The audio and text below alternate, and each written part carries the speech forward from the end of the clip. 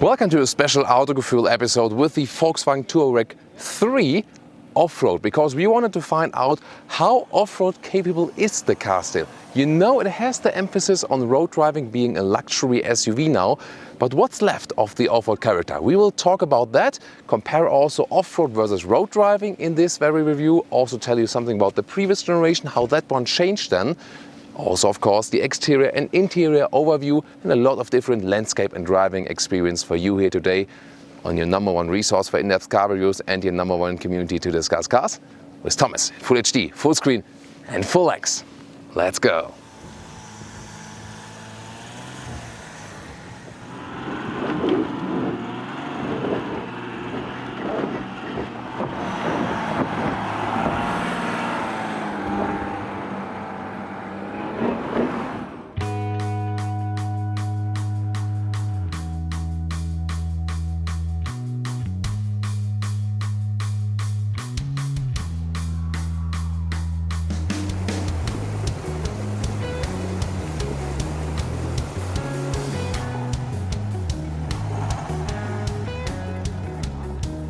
So we have the R-Line package here in the front. The new generation has this huge grille that leads over to the headlamps, LED, optional matrix LED.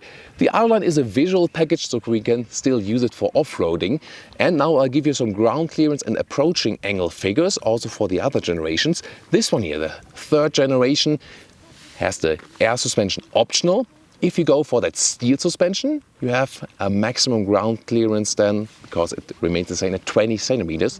The standard ground clearance for the air suspension is 19 centimeters, but then you can lift it 7 centimeters up to reach 26 centimeters of maximum ground clearance. However, the previous generation, 1 and 2, had 30 centimeters of maximum ground clearance, so that one has been reduced to make it more road capable. You can understand this decision because the off-road terrain package, which is not available anymore, only had a take rate of 3%. There is a replacement for this off-road terrain package, so to say. A very interesting one. I'll soon talk about that. Let's first also compare the approaching angles. So this one here, you know, which obstacles you can take. First generation, 33 degrees. Second, 30 degrees. And this one here now, 28 degrees. So even that went down over the generations. But still, it is of course more off-road capable than a lot of other vehicles, also due to the all-wheel drive. We'll soon also talk about that in the off-road driving part. 4,87 meters or 16 foot is the length of the new Touareg generation. That's 8 centimeters longer than the previous generation, so even just a little bit longer. 18 to 21 inch rims. Today we have the 18-inch rims because we want more tire. We also have those off-road tires mounted with a little stronger profile to also catch those off-road situations. R-Line badge, and in the R-Line the wheel arches are painted in vehicle color. And now about this new off-road package. It's just 650 euros extra, which is kind of a fair price. You get an off-road underfloor cover, so over the whole vehicle with plastic, and on some, for example at the radiator and stuff, we have an additional metal layer to really protect the stuff from the ground. And then when we talk about the fuel tank, which is at the other side of the vehicle, with the off-road package, the fuel tank goes from 75 liters to 90 liters, and the AdBlue tank for the SCR cleaning for the diesel goes from 12 liters to 24 liters. And that's a main reason to go for this off-road package, even if you would not be off-road driving at all. Interesting, isn't it? So let's see here with this transaxle crossover, if it's really true that they have the underfloor cover. Yes, here we go. This one here is metal then in the front for the radiator to protect it, and then some plastics reinforced for, you know, protecting the oil canister. And also on the rear part you can see something for the fuel tank. So all that is basically covered with black parts. Those are the parts for the underfloor cover. In the rear you can see the new Touareg has those more horizontally drawn tail lamps. And that is typical round shape still of the hatch, but I think especially in the rear it gained from the design. You can also see the exhaust tips. Those are actually real, so the outer part is connected to the actual exhaust. And talking about this option of the rear axle steering, it goes across 5% in the front axle up to a speed of 37 kilometers an hour, and really will help us here in those tighter off-road turns we have here today.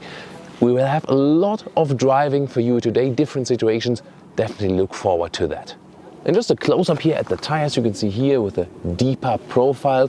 Tire choice is really key when driving off-road, so this is always very important. However, since we do not have so much sand today, they are still at about 2.25 bar, so almost normal street pressure for sure.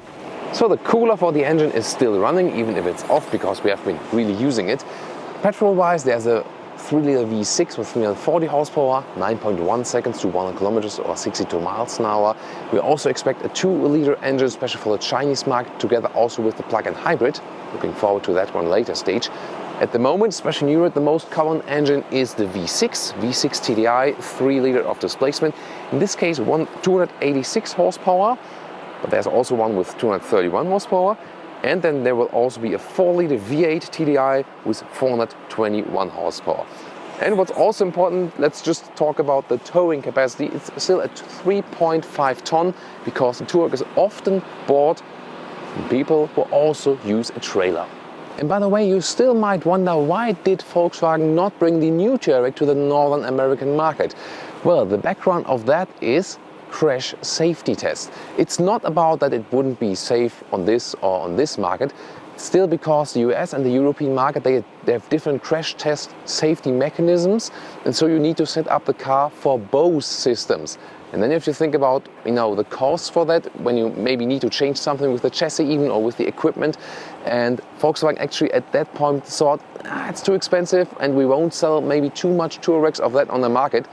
I still think it's a wrong decision, because the US market is one of the markets for full-size premium SUVs, and I'm pretty certain that at some stage they will revise that decision and still introduce the Touareg. I really think so. So the Volkswagen Atlas is bigger, but less premium, so to say, more space on the inside, but not so many luxury features. That is the one, actually the bigger one for the US market. Also has a background that on the US market, Volkswagen is not conceived as so much premium as it is conceived in Europe.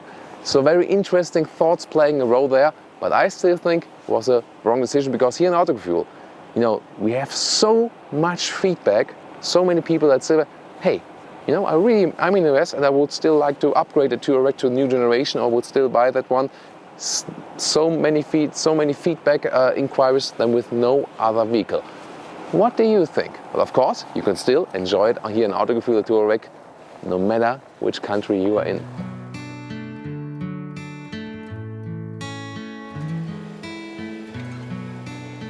This is the car key. Actually slim and elegant. And of course, every review in Autogefühl should include interior review. Door handles, by the way, put your hand on the outside for keyless entry close, and here on the inside for keyless entry opening. And we also have the soft close function right here, as an option, and can make the car pretty expensive. In Germany, 57,000 the base price, but the vehicle you can see here at least 80 or something, or even a little bit more. Then the interior is the R-Line with a sporty interior decor element. Top part here is also soft touch, leather red cover right there. A lot of room also for bigger bolts at the inside of the doors. And we also have those rubber floor mats here today. When it gets a little bit dirtier, well, of course, for more luxury features, you can also get a high floor mat. There are basically 2 seat forms available. Those ones here are also those, let's say, sport here, or more comfortable seats, maybe. There's also a base seat available with fabric surface. Other than that, if you upgrade the seats, unfortunately, they go mostly all the way with animal skin, so a little bit looking backwards in there. The R stitching, that was one nicely done, also with this carbon fiber style right there. Also R-Line steering wheel, but other than that, you can say, why does the Touareg get the same steering wheel than a Golf? I think for such an expensive vehicle, they should have made something special. Or what do you think? Soon more deals to those special digital gauges as well. Let's get inside and shoe tap.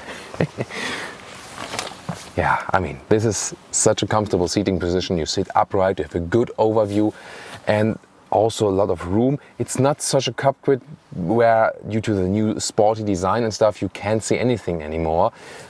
Also as a tall person, I'm 1m86 or 6'1". This leaves a lot of headroom still. I can put the seat even a little bit lower. And this is my headroom still. Although we have the panoramic roof, if you leave that one out, you have even more headroom. When driving off-road, it can make sense that you put the seat even a little bit higher, that you have better overview to the front. You can also equip a front view camera and 360-degree around camera system for this vehicle. We don't have it today, but it surely is a useful function, especially for off-road driving.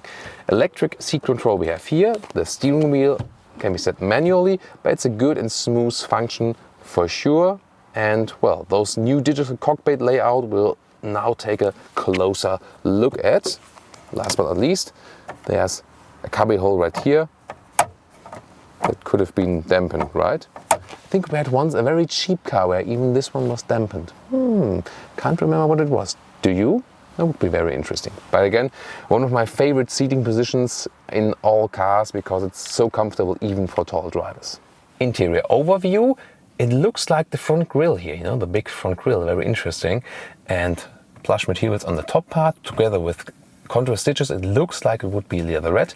High build quality from the whole vehicle. The screen setup starts with analog on the left and 9.2-inch on the right.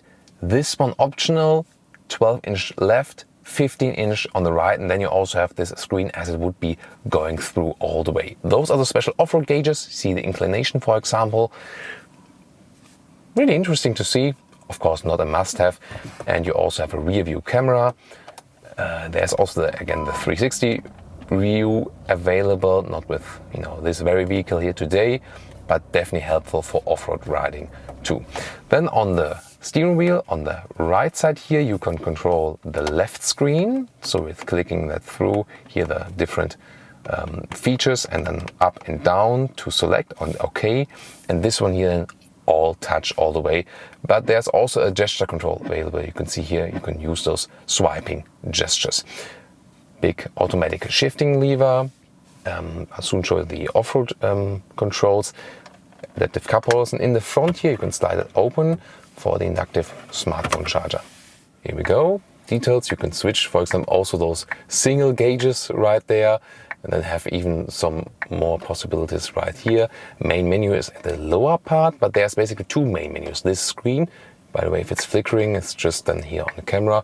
There's no map surrounding here in Morocco where we are today. We have to zoom out even more. We're close to Marrakesh. Pretty interesting. Is really an interesting CPU unit for sure, and a good infotainment system, one of my favorite ones. You also can get to this gauge again, and then there's a second menu here where you can set the individual settings. It's really complex. Sometimes I feel it should be a little bit easier. Also with the temperature control, which is right here. You also have, when you click it here, have it a little bit wider that you can also see where the vents should be coming from. Heated and cooled seats also available. We have it here, for example. But sometimes I feel, if I would buy one, maybe I would stick with the base infotainment system just to keep it a little bit more simple. We have a very nice head-up display right here. It's an option, allowed speed, assistance system information, or also GPS information. And of course, the current speed always in your line of sight. And a digital cockpit in the front, assistance systems. You can also show the map then there, and also make it bigger. Of course, we don't see a map for the reason I've just mentioned here at the moment, but this is the advantage of a digital cockpit. I'm still a fan of analog ones, however, but for the map, it's really cool. There's also night vision available. You can make it a little bit bigger as well. So that can also be helpful. It's an interesting feature, but of course, really cost intensive. And also the off-road gauges available to show it directly in the instruments. Close up of the inductive charging pad. You can see then how my cat is recharging just after a couple of seconds. There it is. Oh, isn't it cute? Then USB supply and a 12-volt power supply. Here there's still one classic jog available for the sound. Maybe for the co-driver to make the music more silent. Thomas, you have the music too loud. Then there's an electric park brake right here. In off-road, you first go here to neutral gear when you stop the car, then activate the handbrake, then shut off the car and go to the P mode, because then the car is not making a step forward with the automatic gearbox. Interesting off-road technique. Here, this is the shifting lever to go to the off-road mode, for example, or snow mode, or different other off-road modes. Here also normal street mode. Then you can pick it in the infotainment system, but also just here. And on the right side, if you have the optional air suspension, you can put the car higher. It's already going in this mode then when it's in off-road mode. And for the maximum ground clearance, then on the highest mode right there. And I really like this very wide armrest, both for driver and co-driver. Also very fixed. Room underneath, another USB supply. So even with a small light then for nighttime. The optional panoramic roof, it has this shade. Of course, when it's really hot where you live, then you should probably just pick the normal roof because it heats up the interior. Other than that, it's a great option. It goes all over the vehicle in width and in length, both. You can see how long it takes just to remove the shade, and then you can open it completely. And even the real opening here in the front is so wide, it's great for the rear passengers. Holger can show it now here in the front, right there. Here we go. So it's wide in every dimension. Really interesting. So definitely a cool option. This is maybe the closest to an off-road big full-size luxury SUV, half convertible as it gets. Let's check the rear compartment, and this is always a lot of fun here with the Touareg. First of all, you really have enough knee room, and if you then think about recent full-size SUVs, other ones we have tested, especially from BMW, they are really limited in the knee room, although they have not only same length, even a little bit longer. And you have such a comfortable seating position here, and you're not sitting too high. Actually, even for tall people, it's one of the most comfortable vehicles I know. It still works with the headroom. Again, you would have more headroom if you would leave out the panoramic roof.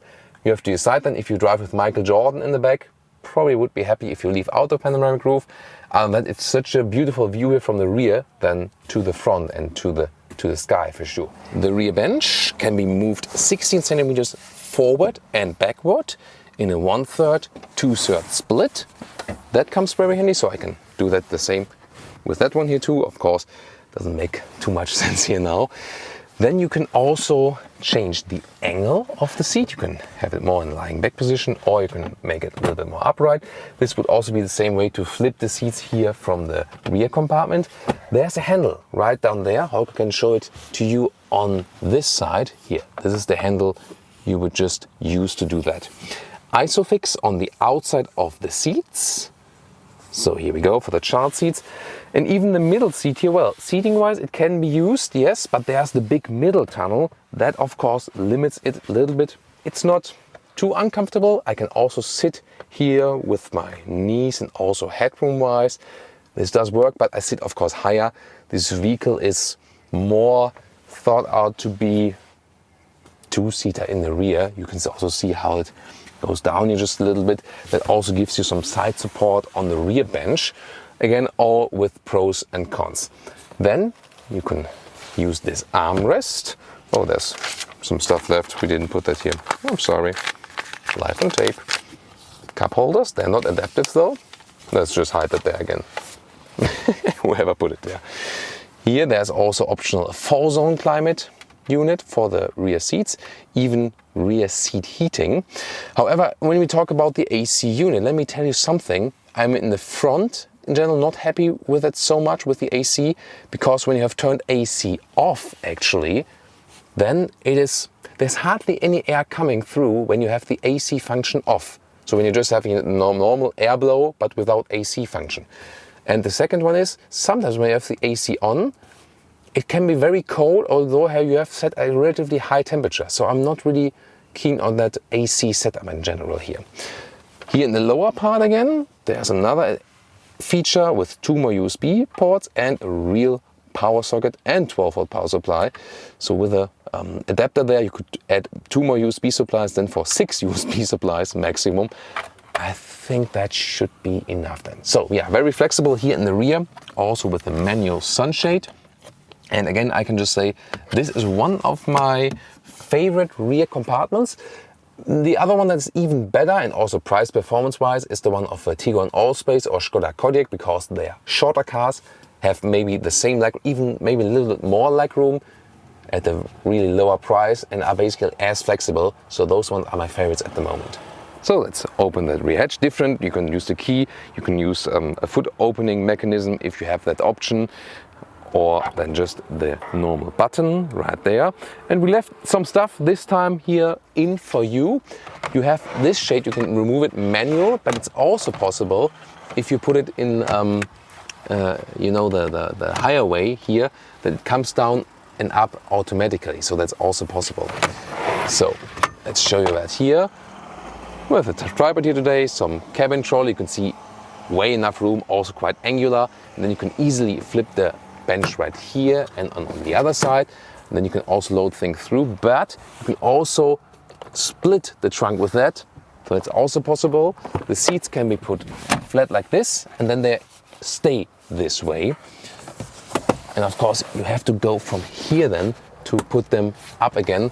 Then you have to check that you don't hide that rear cover. So put it back like this again.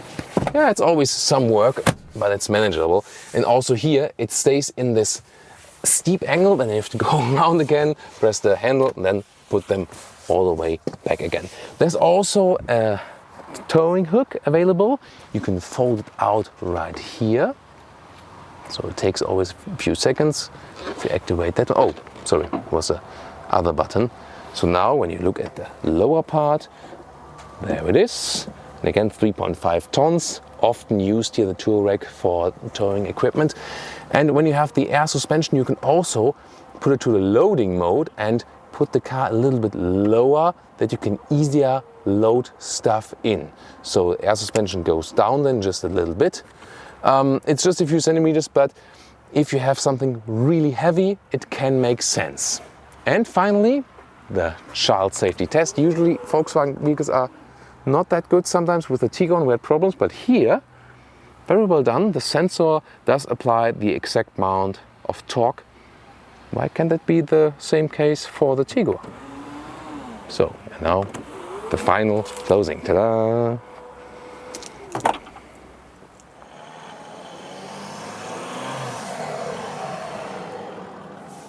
First off-road exercise for today, we went to the off-road mode. So the car is lifting up already from the air suspension. We can also put it even higher than when I have the air suspension lever on the right for that. Then we go to the maximum height of that vehicle. We're already at 2,700 meters altitude now. Also in the off-road mode, the DSC, the dynamic stability control, is drawn back a little bit, so I have a little bit more loose tire spin possible, not just too much. And when we're going downhill, the ABS is also drawn back, that you can apply some braking wedges, you know, like some when there's loose material, that those are building up to wedges and braking the car a little bit. We'll soon use also the hill descent control. For now, we'll first do a 1 ascent. Of course, the all-wheel drive. Normal distribution is 40% front, 60% in the rear, depending on where you need the torque. There's a torsion differential, so it's not a Haldex or something. There's a real off-road differential still. Easy task for the Touareg. And it can also vary then a little bit. The maximum to the rear is 80% to the rear, 20% to the front. And the other way around is maximum of 70% to the front and 30% to the rear. So here we go now to the next loose ascent. Wait a little bit that the car in front of us is not getting stuck, and we are maybe getting stuck behind the car. It's also great to see camera view to the front. You see when some cars pass this part, it also gets a little bit loose. Important is when you're off-road driving, don't put your fingers now inside the steering wheel, because then might get loose, you might get dislocated. So put your thumb on the steering wheel, and you have to go up the hill steadily, not too fast, but also not too slow. So something in the mid-range speed then. And there is no off-road gear reduction here now. However, But the car is of course still capable in the off-road mode. Also the throttle input is a little bit reduced, and that's that you can drive a little bit more smooth for sure. With the off-road gear reduction it could even be smoother, of course. But here, going up the hill now, steady speed, see car's working a lot. There we go. Okay, that was quite cool. And now we turn around, basically U-turn. Now the rear axle steering is helping me, of course. So the rear axle is turning across to the front axle, and that's making me way easier to do this U-turn here at the hill. Pretty interesting. The air suspension is also, I mean, it's still quite rough here, of course, but the air suspension is evening it out as good as possible. If you wonder, by the way, when you put the air suspension up, do you gain comfort? No, because you also lose negative spring travel. So more comfort is when you have it at normal niveau. We, of course, just pump it up, y'all, to just have the maximum ground clearance and this maximum approaching angle, what we talked about before.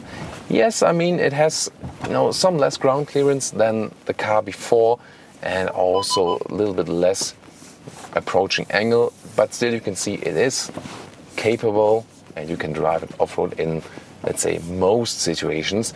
Yeah, I mean I wouldn't maybe catch all obstacles with that one here in Moab. But other than that, the most stuff we find here is actually quite feasible for the car. Holger still alive? Yeah, no problem. Yeah, I mean, also when you're in the car and don't feel the G-forces, when you're in the car you feel the G-force, when you're in the camera you don't feel the G-forces. So when you're in the car it's always more spectacular because you really feel you're getting shook all over the place.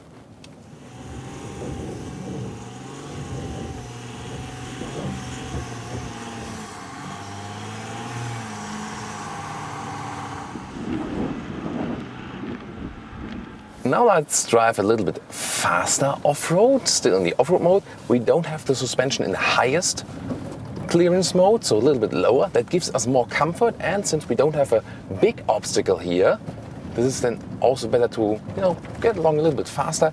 Here now this rear axle steering is really helping us to get the car around, because the rear axle is also working across the front axle, so I can drive faster and also don't have to go back in the corners and front again.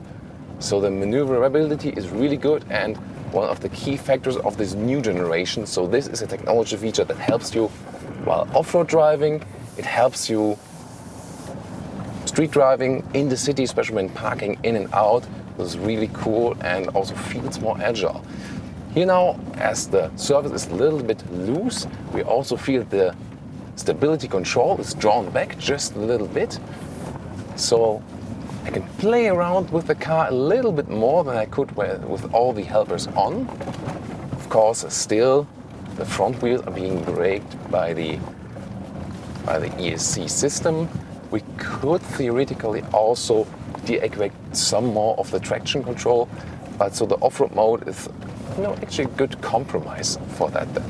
So feel quite safe, even at a little bit higher speed here off-road. Now again, turning all the way in. See here, easily mastering that corner. I can also see the speed in the head-up display, by the way. It's also helpful that they can concentrate on the road. However, here, of course, the speed is not that important. It's more the feeling you have. And to me, for off-road driving, the slicker the surface, the more fun. That's, for me. Because then you can do, some drift-like stuff, for example. The hill descent control, by the way, automatically would activate at descents of 10 degrees. And you just control it with throttle and brake. You don't have to use the ACC to control it or something. And then the speed is being maintained. Here, of course, I'm doing rather everything manual to keep the current speed. The off-road tires are also hooking up quite well. Also, they're a little bit softer than when we have some obstacles right there. Always go slow when you're not exactly sure what's coming ahead. And I love to have this nature experience with a beautiful landscape and the off-road drive, because most of these views you wouldn't see with tarmac on the road. The most of the rattling here, by the way, comes from camera equipment. So overall, not too much rattling from the car is also where they paid attention to when building it. And of course, again, the great noise insulation, because from the outside you hardly hear anything. And let's just try the ABS when I'm really on the brakes now. Maybe you realize it was reacting a little bit differently than on the road. So we have this wedges building. So the loose surface in front of us is just being used to brake the car a little bit more. Wow, what a spectacular view here in this Atlas Mountains. Really great that you also joined us here for this tour.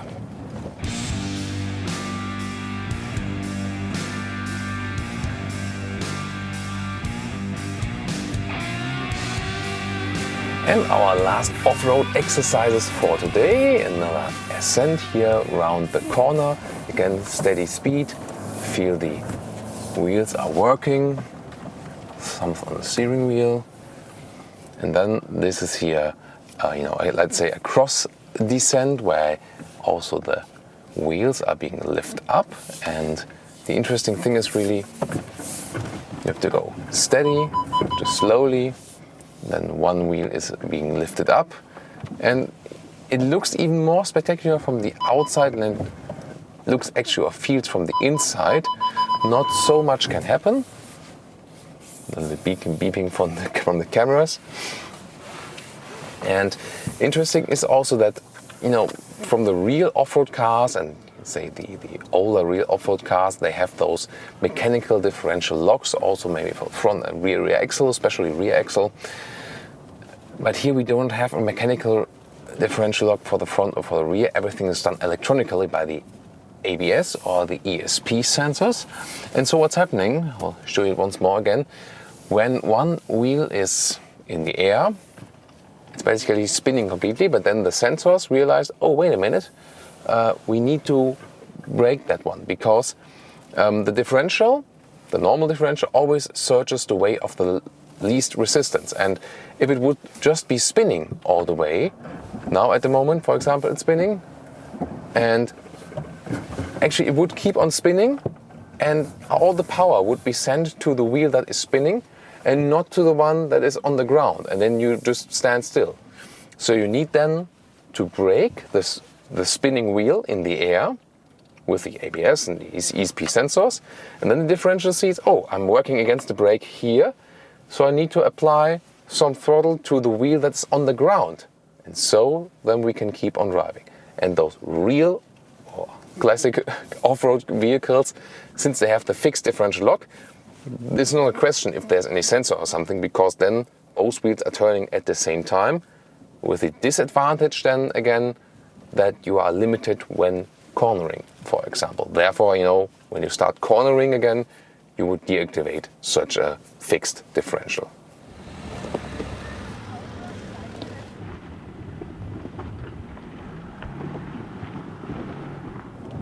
And some more agile driving parts. So we're already quite high here in Atlas Mountain. I can show you some more of the agility of this car. Indeed, I have to say, if you compare it to the previous generation, that the air suspension, attention kids, that the air suspension is, to me, made a little bit stiffer. So this is also another indicator that they set it more also for road driving, that it's more comfortable also at higher speeds on the motorway. So the previous generation was more like this soft carpet air suspension ride. This one here, again, more set up for, wow, what a view already, yeah? More set up for people who maybe, been driving a sedan before and now switch to an SUV and don't maybe want the biggest difference, because more and more people are going for the SUVs, definitely. To my taste, I mean here, especially when we're on those twisting roads, it's of course better and sportier to have the rather stiff setup of the air suspension. But I always appreciate a very soft air suspension if I get an air suspension intentionally. So that's, for example, Mercedes always has the very soft air suspension. VW also had that one, but now also tuned it a little bit more in this direction. I can also have this air suspension selector where I can put it down intentionally, for example. However, it also depends on the speed. Here, for example, when I put it down, it says speed too high. This is more, you know, when you want to load it. The car again does it automatically when you're driving even faster. I could go up with it, but that of course doesn't make sense in this road situation than here. So feels quite comfortable and surprisingly sporty again for a Touareg. Here at the moment at about 70 kilometers an hour. See, we got the convoy here in front of us. Always nice to see also a car then in front of us, especially when it has the same color. It's even more entertaining than in this front camera view right there here.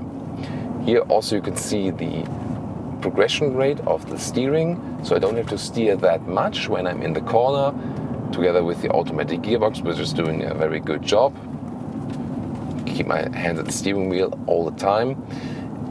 AJ talked about the turbo lag a little bit. Well, that's when you're in a normal driving mode, then sometimes you have to wait a little until the big torque from the diesel engine sets in. You can avoid it a little bit if you start in the lower gear. For example, if you shift down here with the shifting pedals to lower gear, then you have a more spontaneous reaction. Or if you don't want to change the driving mode, just want to change the shifting mode.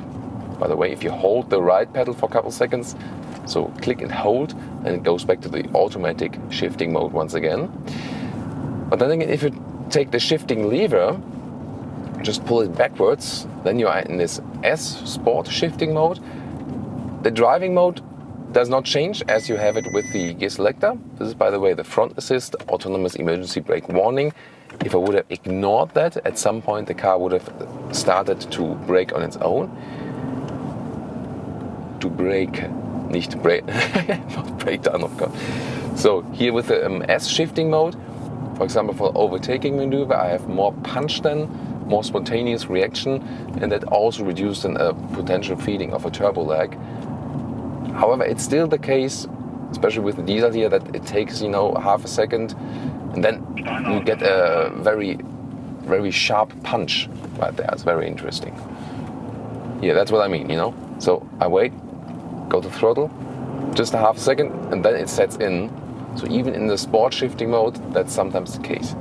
However, we are now also here at high altitude, so almost already at 2,000 meters high. So that's also, you know, the engine has to work more for that because the air is thinner. That also, when you're going uphill, boosts the consumption up again. That's also perfectly normal. And I have to say, considering it's a big vehicle, it's really fun to drive this car also in those bending corners. Now, if you think about the rear axis steering does not steer across here because we're already at a higher speed, but still this parallel steering gives you also a very good feeling, also when you're a little bit sportier. So, wow, what a landscape with this red earth type. Now the color is also changing a little bit lower. It was even more red. Now it's getting a little bit brown. You see here also climate zone change with the trees. Very interesting also when you go up the hill and see the different climate zones that really depend on the altitude. So different characteristics here we've presented to you when driving it on the road as well. Hope you enjoyed that part too.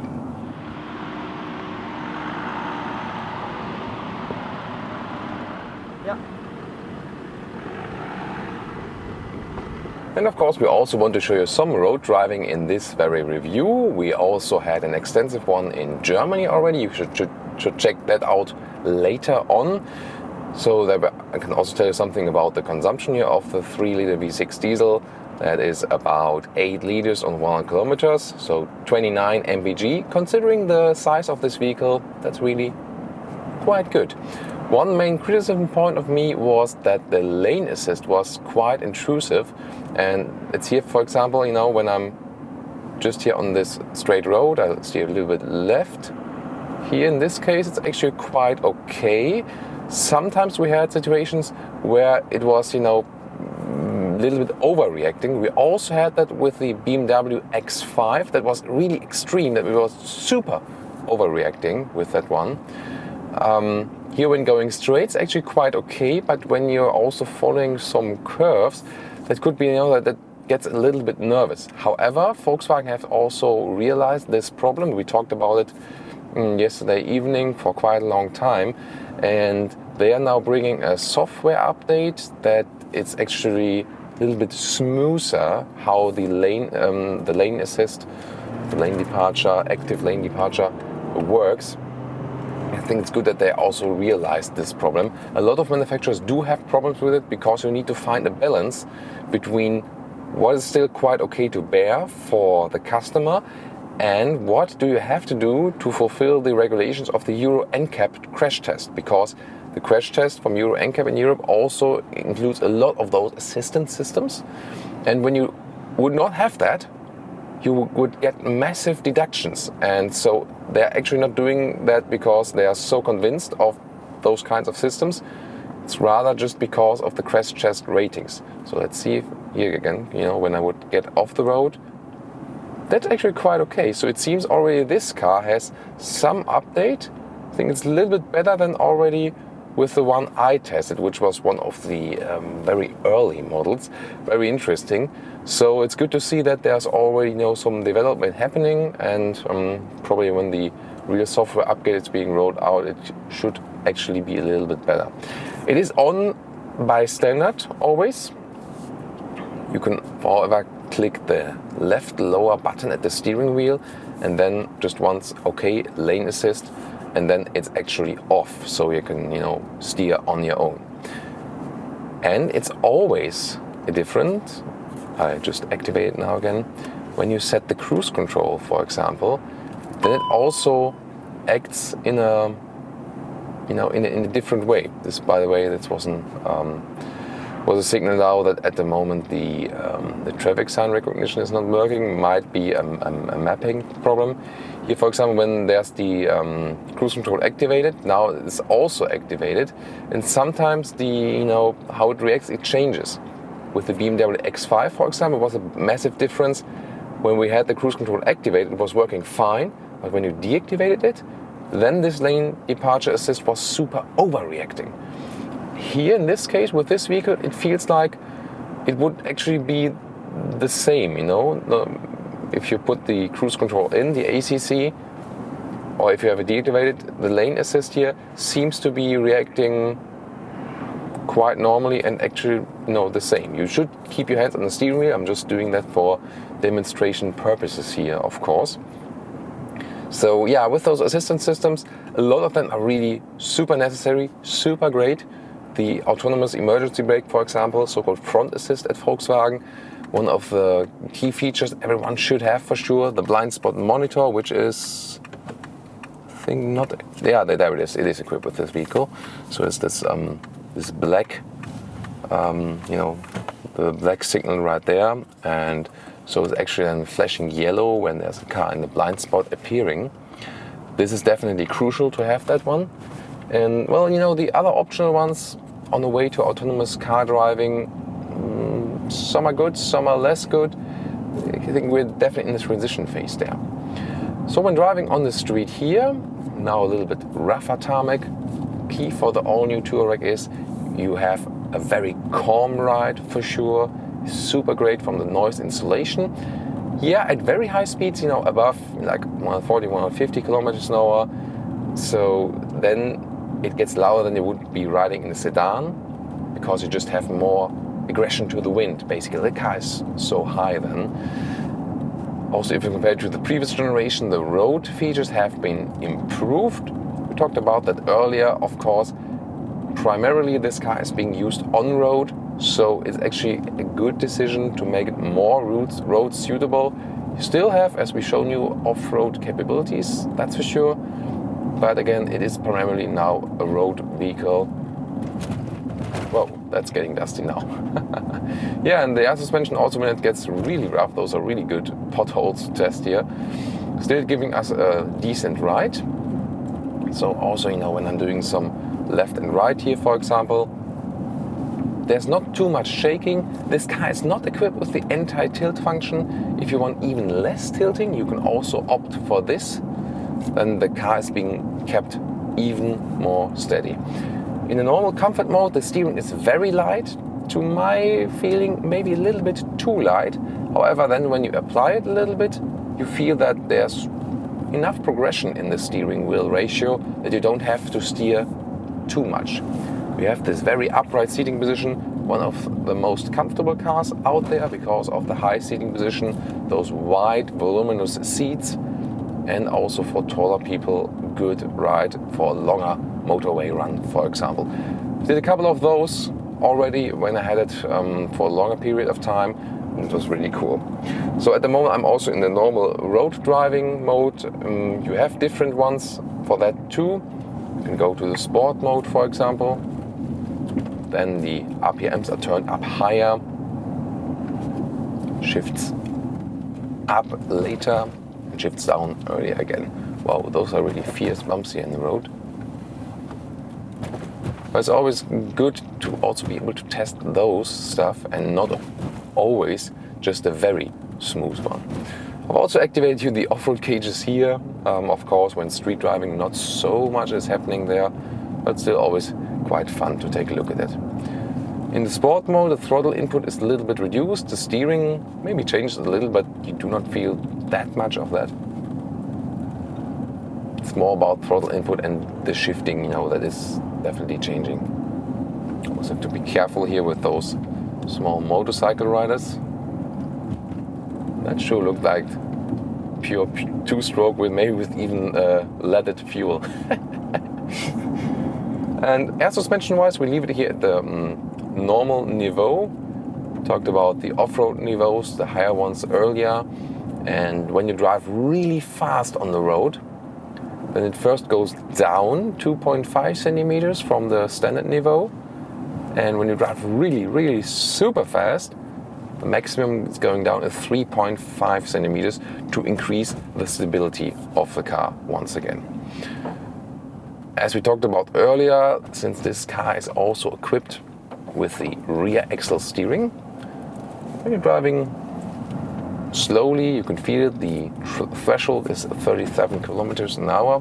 Why did they do it at the very low threshold? The reason is they tested in the roundabout, and we're going in the roundabout all in all again. And then they felt, this is like the perfect setup. How fast are we going? 37 kilometers an hour. And so the engineers picked that one, actually. So pretty interesting choice for that. When we're driving a little bit faster, the rear axle steering is steering in the parallel direction than the front wheels, not across them anymore, to give the car some more stability.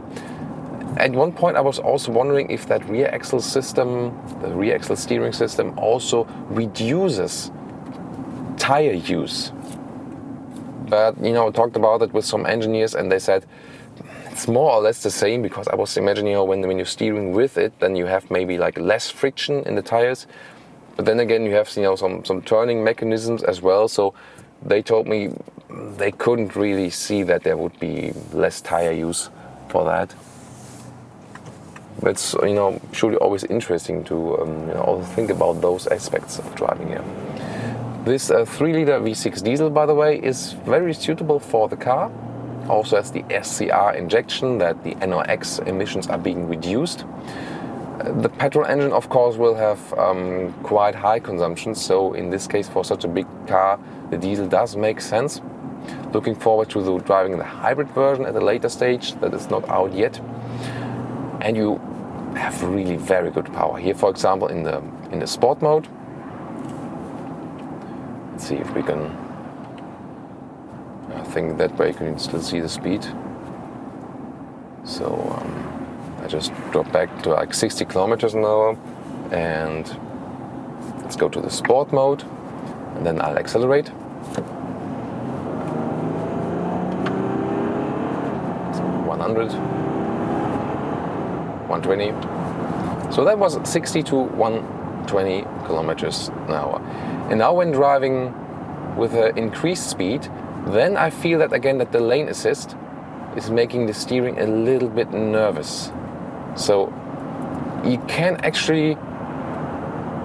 see it that well, but you just feel it in your hands that it's applying something to the steering. So it's still somewhat okay, but I especially felt it on longer motorway terms in Germany when the motorway was also going like left and right.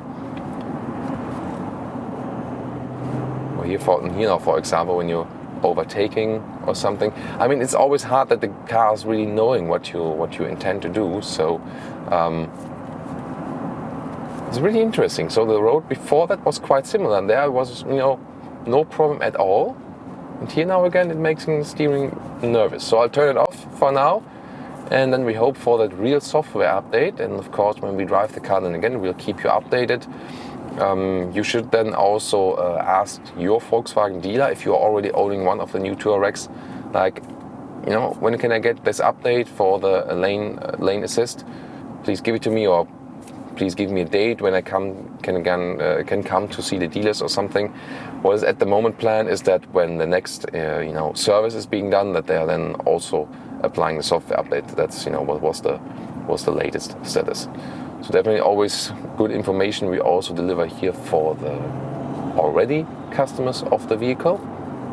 So again, I can say besides this one, such a calm and confident ride of the Touareg, even a little bit more increased when we compare to the previous generation.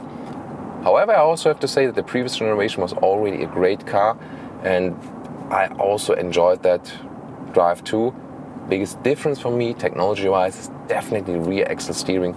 That gives you so much more flexibility when driving, especially in parking surroundings, narrow city surroundings. We have this turning circle reduced by about 1 meter to then 11.2 meters, and remember 11 meters is the one of a Volkswagen Golf, so just 20 centimeters more diameter for the turning circle than for the Touareg with the rear axle steering. So one of the technology options you should go for would be that then, unless you say, I have so much room around me, I have my own finca somewhere, I don't really need it. And of course, also just for road driving, I would recommend to go for the off-road package, just 650 euros, for example, in Germany. Then you also have this bigger fuel tank and the bigger SCR tank, that you're just a little bit more relaxed and don't have to go to the fuel station that often. So that's it from road driving Touareg for today.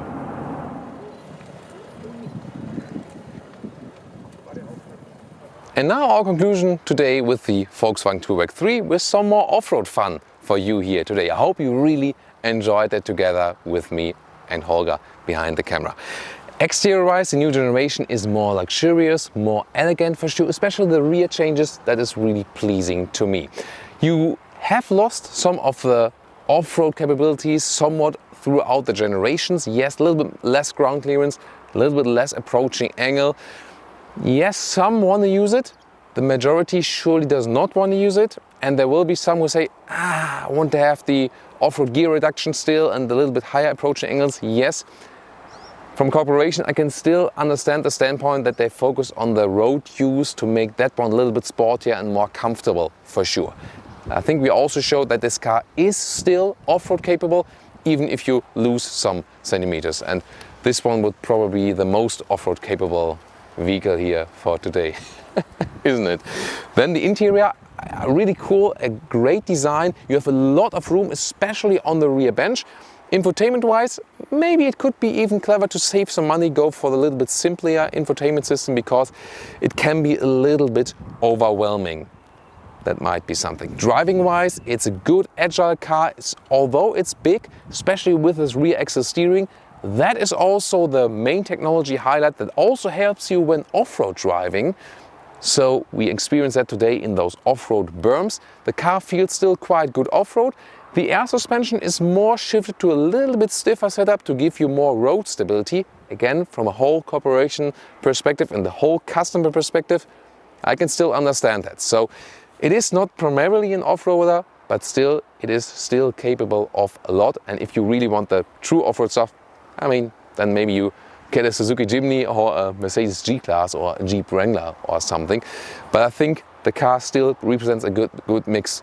And you know, the issue with the lane departure warning, since the new software upgrade now, this has improved a lot. Would also be very important to me because it was annoying before, but it's good that they also address those issues and then also offer updates. So a lot of different insights also into the automotive industry for you here today. I hope you really enjoyed it here with our tour. Please leave us feedback and also what you think about the Touareg 3. And if you want to see more, just tune into the other episodes we have done with this vehicle and also to the competitors, because we have covered all of the other full-size SUVs too. Stay with us on Autogefühl and also tune in to our next episode.